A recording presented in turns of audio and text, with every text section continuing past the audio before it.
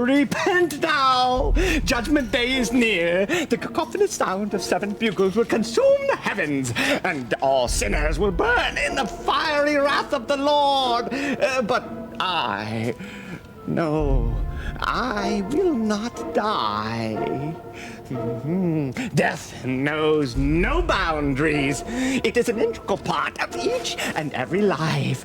Death is ultimately an act of grace and love from the Lord. Oh, a blessing, is it not?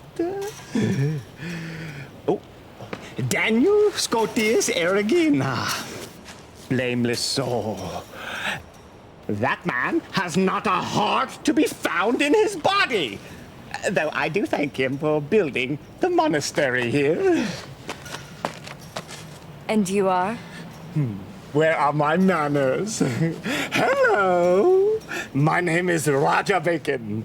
I am a monk from the Franciscan order. A monk? And I thought you were a mummy. Yes. You are quite right in your assessment of me. Sun-dried kippers may be more pleasant to look at than my shriveled-up appearance. There was a time when I was hailed as the foremost warlock. But my profession seems to go in and out of fashion with the passage of time. Can't do much about that, can I? You are a strange man. That's if you can be called a man. I have given up being a man many hundreds of years ago. I am no longer a person, though I hesitate to answer questions regarding my existence because I have yet to figure out exactly what I am. That's fine. It's not that I need to know anyway. But tell me, why were you sleeping in such a strange place? I've never been able to awake in a good mood, and I just planned to rest for a while. What year is it anyway? Are we still on the Gregorian calendar? Are you trying to fool me, or are you being serious? Of course I'm being serious. The clock I own was too big for the coffin. It's 1898. Lord have mercy.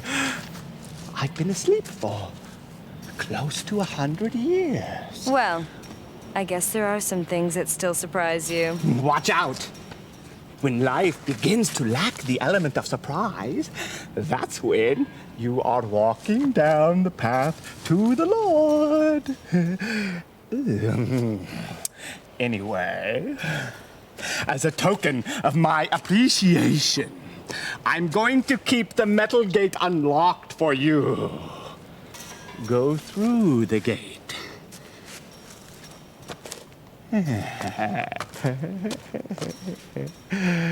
Why would you do this for me? Well, it seems to me that your friends are running amok inside the monastery grounds. They're making so much noise. Would you mind telling them to keep it quiet?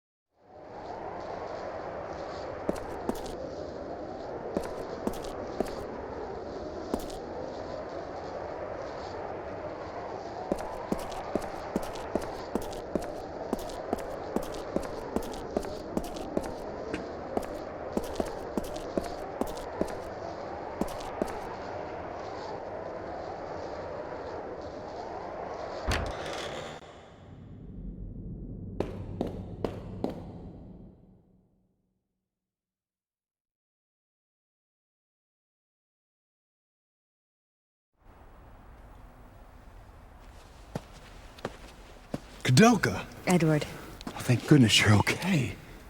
that's not completely the case. I have some bad news for you.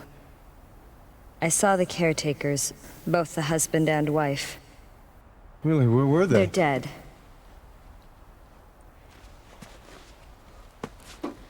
Apparently they were the ones responsible for killing all the thieves and desperados that were sneaking into the monastery. And with good reason. I don't know. I don't believe it. You should know very well what has been going on. Ogden was trying to avenge the death of Elaine. Death of Elaine? I don't believe it. This is preposterous. Who is Elaine? I have no idea. All I know is Elaine's spirit called me to this place. Tell me, who is Elaine? And Patrick? The caretakers told me that robbers broke into Elaine's home while Patrick was away and murdered her. Elaine was a benefactor for the caretakers. They took it upon themselves to murder every single robber and desperado that entered their grounds. It was a form of revenge for them.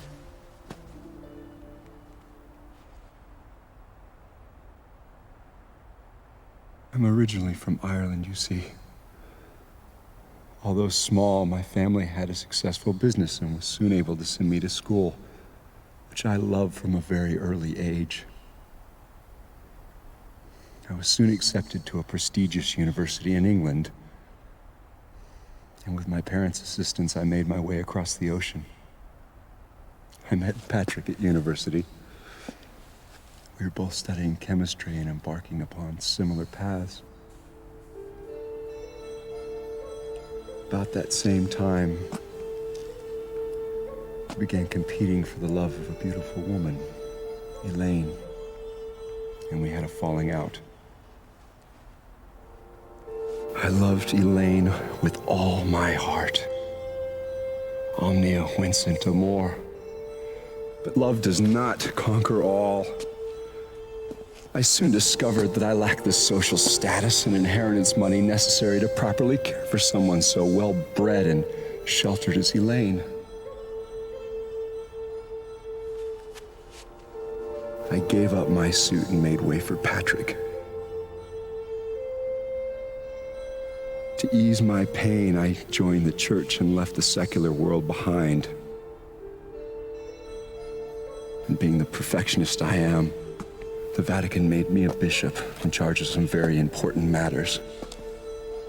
But it's been so hard to distance myself from one's emotional attachments. Although I had not seen them for 20 years, I wish them all the best in their life together. And if it hadn't been for this, I wouldn't have thought twice about seeing Patrick again. That's right, Patrick. How can this be? He promised me he was going to take care of Elaine and make her happy. What could have happened?